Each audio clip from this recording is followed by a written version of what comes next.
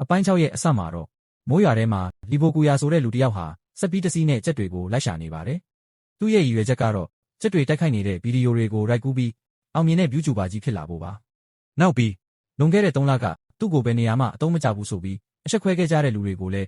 းခုထိမမေ့သေးဘူးလို့လည်းသူကပြောနေပါသေးတယ်။ငါဘာကောင်လဲဆိုတာမင်းတို့ကိုတက်သေးပြမယ်။ကြက်တွေကိုတွေ့အောင်ရှာမယ်ဆိုပြီးစက်ပြီးနဲ့ထွက်လာခဲ့ပါပြီ။တစ်ဖက်မှာတော့မိစ္ဆာကြီးမိုရီယိုလည်းသူအာယုံခံမိတဲ့နေရာကိုအပြေးသွားနေပါတယ်။သူရောက်သွားတဲ့အခါမှာတော့ဆယ်ကြီးဟာရေတွေရှမ်းနေပြီးမကြခင်ဆယ်ကျိုးတော့မှာကိုတတိထားမိတာကြောင့်သူ့ကိုယ်သူမိစ္ဆာကြီးအတွင်ပြောင်းလဲလိုက်ပါပြီ။ကောင်မလေးတို့မြေဖိုးနဲ့အဲလစ်ဇဘက်တို့ကတော့ကယ်ဆယ်ရေးစခန်းမှာရှိနေကြပြီးထိုအချိန်မှာပဲလူတစ်ယောက်က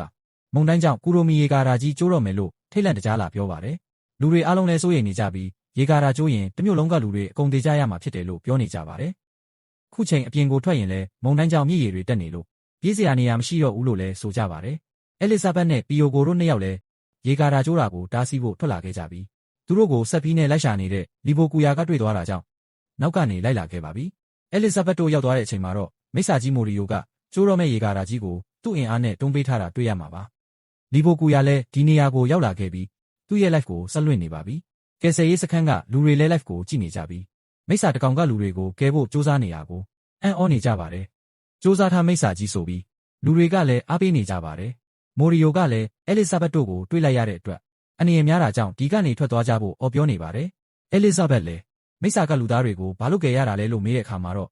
့သူကလူတွေကိုကယ်ချင်လို့ဆိုပြီးပဲပြန်ဖြေခဲ့ပါတယ်။သူစွမ်းကုန်စူးစမ်းပြီးရေကာတာမကျိုးအောင်တားဆီးနေပေမဲ့လည်းရေကာတာကြီးကတော့တဖြည်းဖြည်းပျက်စီးလာနေပါပြီ။စိတ်ထဲမှာတော့ KG ရဲ့အားပေးစကားတွေကိုပြန်ကြားရောက်နေပြီးငါခုလူတွေအတွက်အသုံးဝင်နေပြီးငါ့ရီမန်းချက်ကလည်းလူတွေကိုကယ်တင်ဖို့ပဲလို့ပြောနေပါတယ်။ထိုအချိန်မှာလီဘိုကူယာကတော့ live လွှင့်နေရင်မိစ္ဆာရဲ့စကားတွေကြောင့်သူ့အတိတ်ကိုပြန်သတိရနေပါတယ်။အရင်တုန်းကသူဟာရှေ့နေတယောက်ဖြစ်ချင်ခဲ့၏လူတွေကိုကယ်တင်ချင်တယ်လို့သူ့အမေကိုပြောခဲ့ပူပါတယ်။သူစူးစမ်းပြီးစာမေးပွဲတွေဖြေခဲ့ပေမဲ့လည်းအမြဲကျရှုံးခဲ့ရပြီးဒါတွေအားလုံးကအမေကြောင့်ဖြစ်တာဆိုပြီးဘာမှမဆိုင်တဲ့သူ့အမေကိုအပြစ်ပုံချမိခဲ့တာတွေအတွက်နောင်တရနေခဲ့ရပါ။ထိုအချိန်မှာပဲသူနင်းထားတဲ့နေရာကမြေပြိုသွားတာကြောင့်သူပြုတ်ကျသွားခဲ့ရပြီး KG ကပဲအချိန်မီရောက်လာကကယ်တင်ပေးနိုင်ခဲ့ပါတယ်။ KG ကိုတွေ့လိုက်ရတဲ့အခါမိစ္ဆာကြီးမိုရီယိုနဲ့အဲလစ်ဇဘက်တို့ကတော့အယမ်းဝမ်းသာသွားကြပါပြီ။မိုရီယိုကလည်း KG ရေကြည့်ပါဦးကွာငါမျိုးကြီးကိုကယ်တင်နေတာငါအသုံးဝင်နေပြီးငါရှင်တန်ဖို့အကြောင်းရှိသွားပြီလို့ပြောနေပါတယ်။ KG ကလည်းမင်းကလူသားတွေကိုကယ်တင်နေတာတကယ်ဟီယိုပဲလို့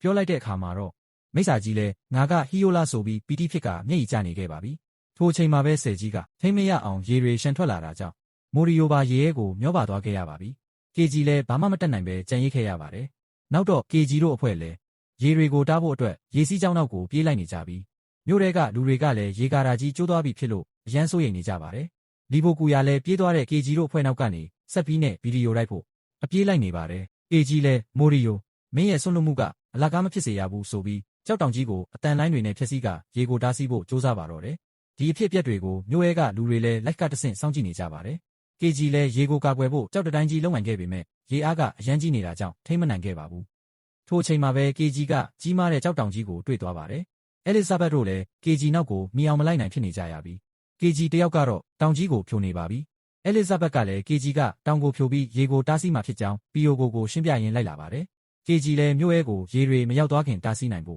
့ဒဏ်ရာတွေရနေတဲ့ကြားကပဲစူးစမ်းနေခဲ့ပြီးမြို့သူမြို့သားတွေကလည်း KG ကိုအားပေးနေကြပါတယ်။နောက်ဆုံးမှာတော့တောင်ကြီးကိုဖြိုချနိုင်ခဲ့ပေမဲ့လည်းထင်ထားသလိုမဖြစ်ခဲ့ပြန်ပါဘူး။ KG လည်းအားမလျှော့ပဲနောက်ထပ်စူးစမ်းတဲ့အချိန်မှာတော့သူလည်းရေလိုင်းကြီးတွေနဲ့တူမျောပါသွားခဲ့ရပါပြီ။အားလုံးလည်း KG အတွက်စိတ်မကောင်းဖြစ်နေကြစင်ပါပဲ။ရေထဲကနေ KG ရဲ့အင်အားပြင်းအတန်လိုင်းတစ်ခုပေါ်လာပြီ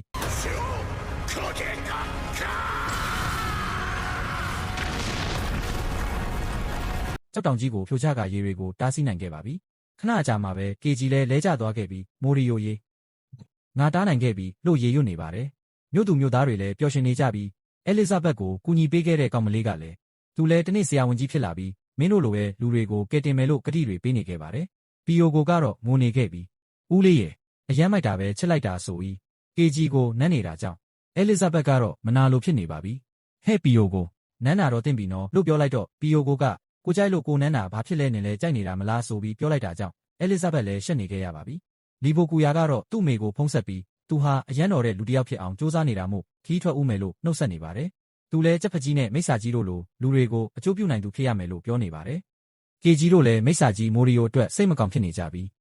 အဲလစ်ဇဘက်ကတော့မိုရီယိုကိုလေးစားတာကြောင့် မိစ္ဆာတွေကိုအကုန်တက်မယ်ဆိုတဲ့စကားကိုပြန်ရုပ်သိမ်းလိုက်ပြီလို့ပြောပါတယ်။ KG ကတော့သူ့သူငယ်ချင်းကြီးကိုတတိယနေပါတယ်။တစ်ဖက်မှာတော့မိုရီယိုတယောက်သူမသေးသေးတဲ့အတွက်ဝမ်းသာနေခဲ့ပြီး